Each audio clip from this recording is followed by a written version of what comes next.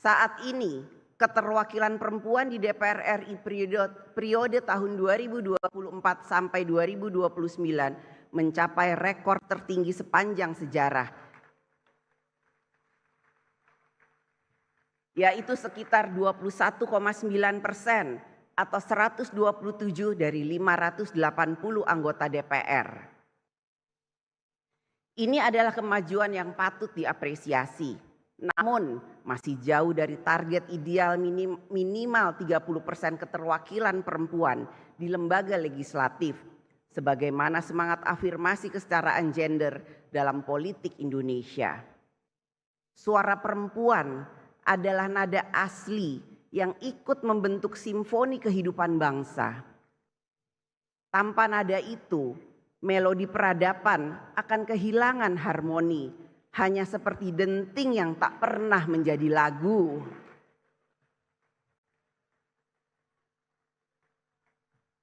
Laki-laki dan perempuan hidup di dunia yang sama, memikul tanggung jawab yang sama untuk membangun peradaban dunia.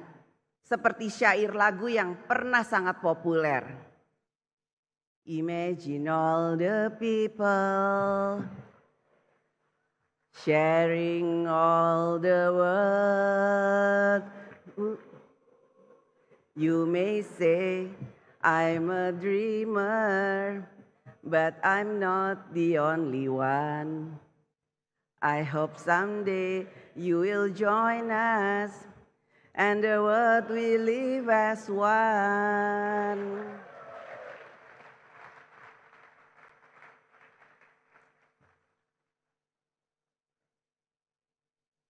Begitulah seharusnya kita membayangkan tempat di mana perempuan dan laki-laki berbagi ruang, berbagi kuasa, dan berbagi tanggung jawab untuk kemajuan bersama. Perempuan juga berhak menduduki jabatan publik dan negara di semua tingkatannya.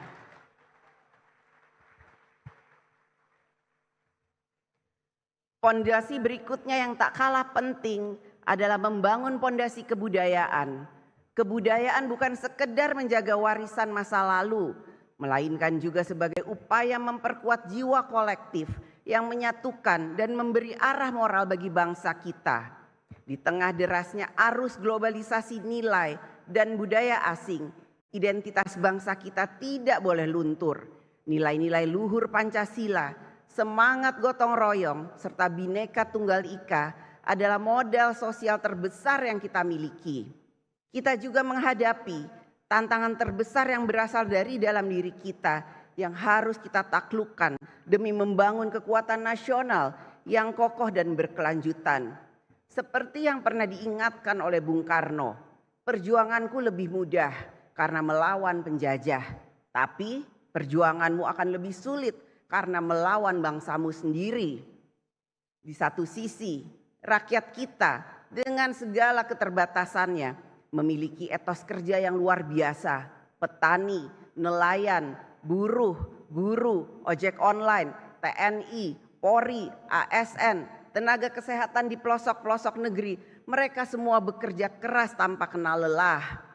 Namun di sisi lain, kita menghadapi kenyataan pahit.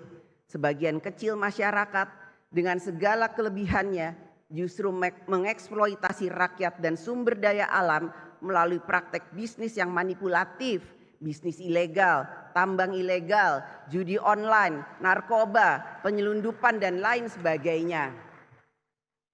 Keuntungan mereka sudah melampaui batas rasionalitas ilmu ekonomi dan nilai peradaban.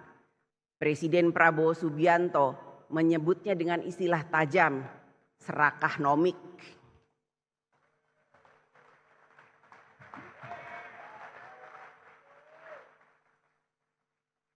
Sebuah perilaku serakah yang merusak sendi-sendi kehidupan berbangsa dan bernegara. Ini adalah persoalan serius yang harus kita hadapi bersama.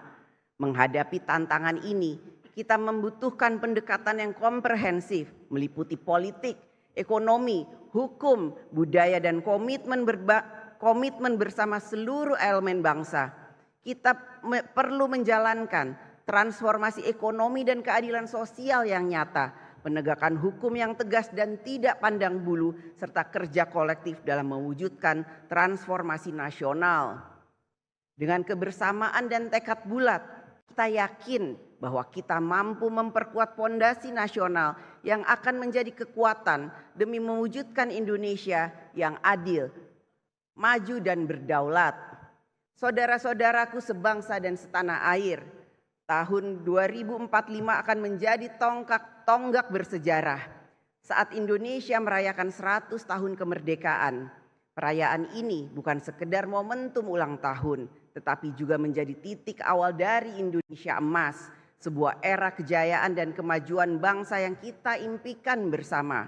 Pada tahun 2045, jumlah penduduk Indonesia diperkirakan mencapai 324 juta jiwa, menjadikan kita negara dengan populasi terbesar ke-6 di dunia. Lebih dari itu, sekitar 70% penduduk berada pada usia produktif. Ini adalah peluang besar yang harus kita manfaatkan secara optimal. Kita memiliki 20 tahun untuk menuju tahun 2045. Namun